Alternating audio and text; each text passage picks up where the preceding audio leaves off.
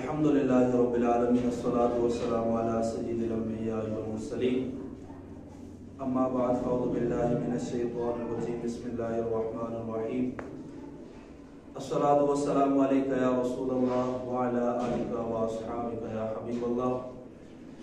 मीठे मीठे और प्यारे प्यारे इस्लामी भाइयों, आप देख रहे हैं हमारा यूट्यूब चैनल लहरकी के बयान। सबसे पहले हमारे चैनल को लाइक करें, शेयर करें, सब्सक्राइब करें और दूसरे लोगों तक भी इसको पहुंचाएं। आज के बयान में हम सुनेंगे कि हुजूर अलैहिस्सलाम पर दुरूद पाक पढ़ने के बेशुमार फजाइल और बरक़ात हैं, ना पढ़ने की सख्त वईदें भी हैं।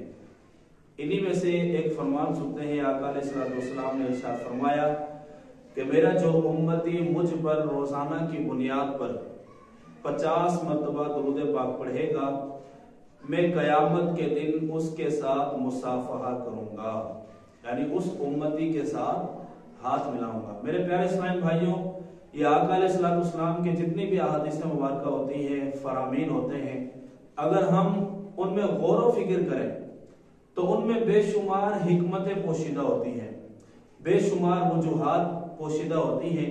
अगर हम इसी एक हदीस को ले लेते हैं कि आका अलैहिस्सलाम की जात पर जो बंदा रोजाना की बुनियाद पर 50 मरतबा दुरूद पाक पढ़े, 50 मरतबा दुरूद पाक पढ़ने में ज्यादा टाइम नहीं लगता, बिल्कुल मुख्तसर है। दुरूद पाक आप ये भी पढ़ सकते हैं सल्लल्लाहु अला मुहम्मद, ये भी दुरूद पाक है, सल्लल्लाहु अलैहि वसल्लम, ये भी दुरूद पाक है।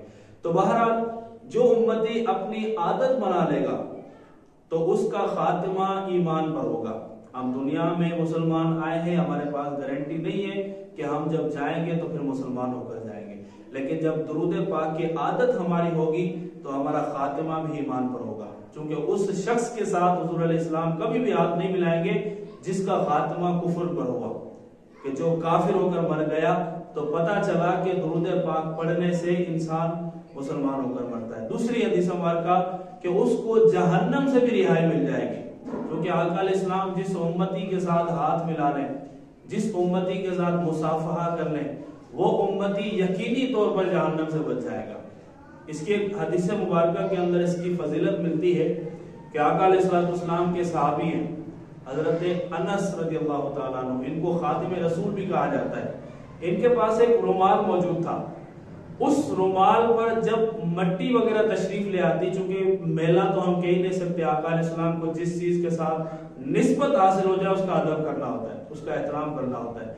बहरहाल इनके पास एक रुमाल था और उस रुमाल पर मट्टी वगैरह जब तशरीफ ले आती थी तो ये उस रुमाल को आग में डाल दिया करते थे। तो ये आग में जैसे उस रुमाल को डाला जाता था तो वो रुमाल और ज्यादा सफेद हो जाता, और ज्यादा शफाफ हो जाता, मट्टी वगैरह जो होती थी वो हट जाती थी। तो बहरहाल अब वाकई ये अजीब तरीन बात है कि आग की और कपड़े की दुश्मनी है।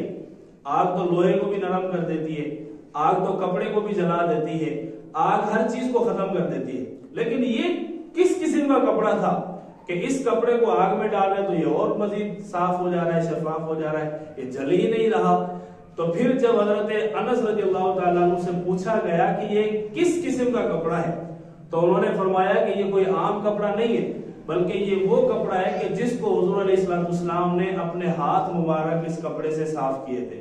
एक मरतबा आका अलैहिस्सलाम तशरीफ लाए, मेरी दावत तनावुल फरमाई और फिर दावत के बाद अपने हाथों को, अपने मुंह मुबारक को इस कपड़े से साफ किया। उस वक्त से लेकर आज तक मैं इस कपड़े को आग में डालता हूं तो आग इस कपड़े को नहीं जला सकती।